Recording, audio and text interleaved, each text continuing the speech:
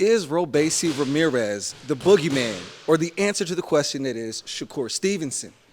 I'm not really sure. He had his answer in the amateurs. As a pro, we see Robeisy Ramirez getting better and better each fight. Anyways, this weekend he's headlining a top-ranked card against former champion Isaac Dogboe. And across the pond out there in England, we got the return of Anthony Joshua. What are the implications if he wins against Jermaine Franklin? What happens if he loses? Anyways, let's head out to the studio and let's chop this up. Hey, hear him. Down goes Frazier. Down goes Frazier. Hey, what's up with it, fam? It's our Boxing Minute, your favorite pharmaceutical engineer turned boxing analyst, back at you with that uncut realness. And this weekend, we got a big fight card going on out there in Tulsa, Oklahoma at the Hard Rock Hotel and Casino. It's an ESPN top-ranked card, and it's about time we had some really good top-ranked cards coming up because PBC has been smashing the first quarter of boxing so far in 2023. Now we finally get a good card this weekend from the PBC. We got Robeisy Ramirez challenging Isaac Dogboe, both of them fighting for the WBO featherweight strap, the one that was vacated by Emmanuel Navarrete. And this is a fun fight. Robeisy Ramirez is one of my favorite contenders right now in the featherweight division. He's one of my favorite kind of blue chip fighters coming up in boxing, period. Robeisy Ramirez is a two-time Olympic gold medalist. There are not a lot of those in the boxing game. You know, Robeisy Ramirez has just got all kind of amateur accolades. He's got gold from the 2012 Olympics in London, gold from the 2016 Rio de Janeiro Olympics. He beat Shakur Stevenson multiple times. He's the reason why Shakur Stevenson doesn't have a gold medal. He is essentially Shakur Stevenson's boogeyman. Now, I don't want to get on the bad side of the Shakur Stevenson fanboy mob, but I'm just saying what it is with that boy Robeisy Ramirez. Now, Robeisy Ramirez did lose his first fight as a professional. That doesn't always translate being an Olympic, caliber amateur fighter going into your professional ranks. He lost his debut as a professional. Now the thing that made Robeisy Ramirez fascinating was after winning back-to-back golds, Robeisy Ramirez dropped his first professional fight. He lost a decision to Aiden Gonzalez. He later got the rematch back, I think, in his fifth or sixth fight and won it by unanimous decision. And at this point in his career, he's been getting knockout after knockout. So needless to say, after that first loss, he's adjusted quite well to the professional ranks. And Robeisy Ramirez is coming off of multiple stoppages, and his last 3 or 4 fights have been stoppages. Most notably, his last couple of fights, he got that knockout over Abraham Nava and got the stoppage over Jose Matias Romero, which eventually led to him fighting this weekend against Isaac Dogboe. Now, Isaac Dogboe was a former champion. He held the WBO strap, the featherweight belt there for a minute. Had some awesome fights in his defense against Jesse Magdaleno and Hidenori Otaki. He got to Emmanuel Navarrete, got shredded and lost both fights. Now, I like Isaac Dogboe, but ever since that loss, or his losses to El Vaquero, Emmanuel Navarrete, he hasn't quite been the same fighter. He's still winning, but he's not winning in the emphatic juggernaut type of style like he was before he encountered Navarrete. I don't know if that means he lost something, but it seems to me like he's just not quite the same. He's eked out wins against Adam Blue Nose Lopez, Christopher Pitufo Diaz, and most recently got that close split decision against Joet Gonzalez, which has him now up against Robeisy Ramirez this weekend fighting for a title. Now, you got to give it up to Isaac Dogboe. He grinded out from a loss and built himself back up to finally challenging for a belt one more time. This weekend, he's going at it against El Tren, the double Olympic gold medalist, Robeisy Ramirez. And I like Isaac Dogboe, but I think at this point in his career, he hasn't shown the same kind of spark that he had. He's got an orthodox style, and Robeisy Ramirez is just something special. I don't want to take away from what Isaac Dogboe brings to the table, but Robeisy Ramirez has shown each successive outing, that he's incrementally increasing his skill set to the point now where it just seems like he's knocking everybody out at will. But he's a very intelligent, has very good feet, has a lot of power. He's a southpaw. He's very slippery, deep amateur pedigree. Be on the lookout for Robeisy Ramirez. I'm telling you right now, Robeisy Ramirez is going to make noise and he's going to be a multiple division champion when all is said and done. I am confident in that. The eyeball test shows that. So, hats off to that fight coming up this weekend. Boxing fans have been getting spoiled, man. We had Caleb Plant Benavidez a week ago. I mean, we had multiple fights going on before that. It's just been bonkers.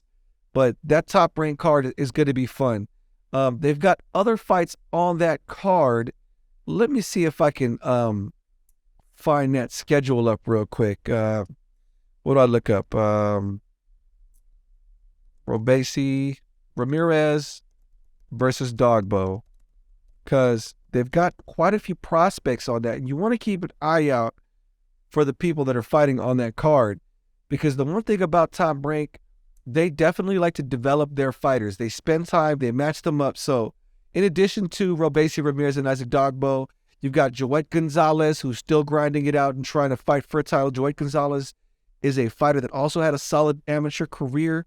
You got Jahi Tucker. They got all the Olympians. Jahi Tucker, Tiger Johnson. You got Jeremiah Milton, Abdullah Mason, Emiliano Vargas. So you got a bunch of nice, reputable prospects, because it seemed like Top Rank took that whole 2016 Olympic team, or the 2020 Olympic team, and just gave them all front of the line privileges. So you get to watch them develop. We're not accustomed to seeing that, but welcome to boxing in 2022 or 2023. So Robeisy Ramirez, I'm picking him to win. I like Isaac Dogbe, but I think it's going to be a stoppage win. I don't see him getting a flash knockout like he did against Abraham Nava. I see him gradually beating down Isaac Dogbe and getting the kind of win that Emmanuel Navarrete got over Isaac Dogbe. I just think Isaac Dogbe doesn't have what it takes at this point in his career, after all the wars that he's been in, to really compete effectively for a title. And the WBO strap is one of the four. You got the WBA, WBC. The other champions of the division include Venado Lopez, Rey Vargas, and Mauricio Lara. So whoever wins that WBO strap between Robeisy Ramirez and Isaac Dogbe this weekend is going to be in great company. You've got a lot of potential good fights in there to whoever wins that WBO belt and the other three champions that are already there. So look forward to that one.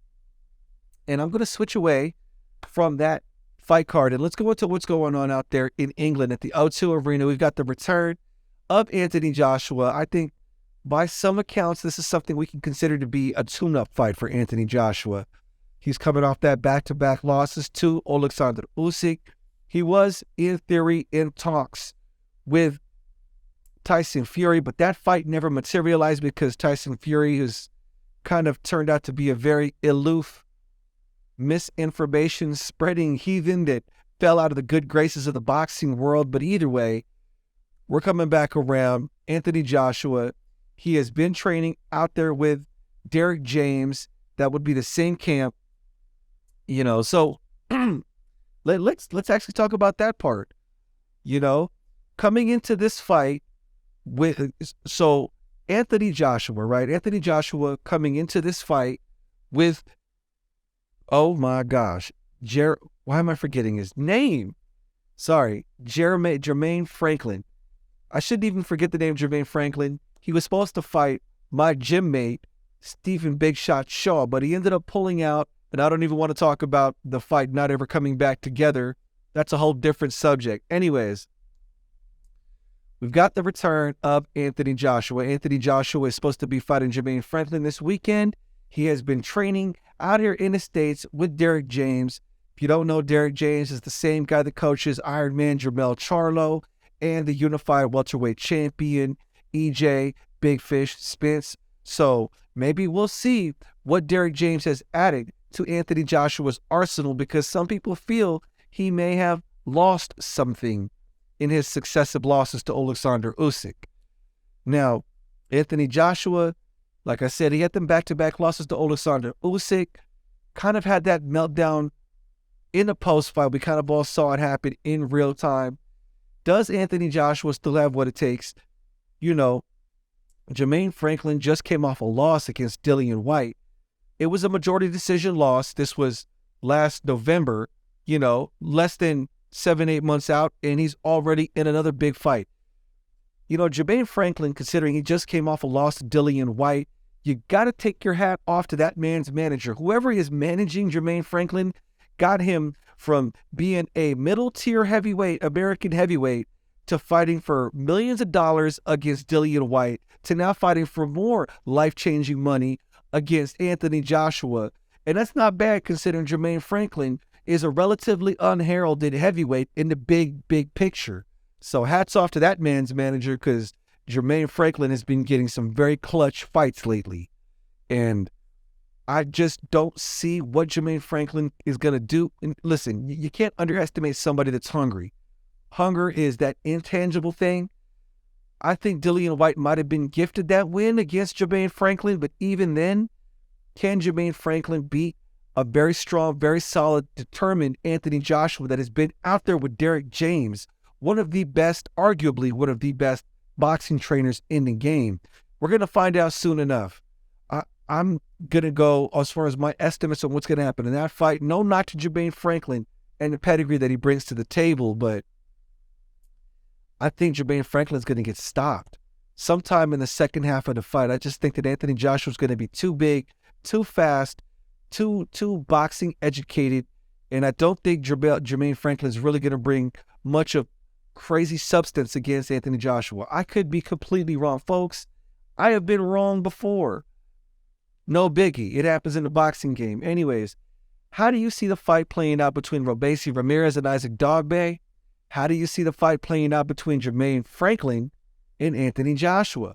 Let me know in the comments section. Y'all hit that like button if you haven't already done so. This is Hot Boxing Minute, folks. The future of boxing analysis on YouTube and TikTok. Peace.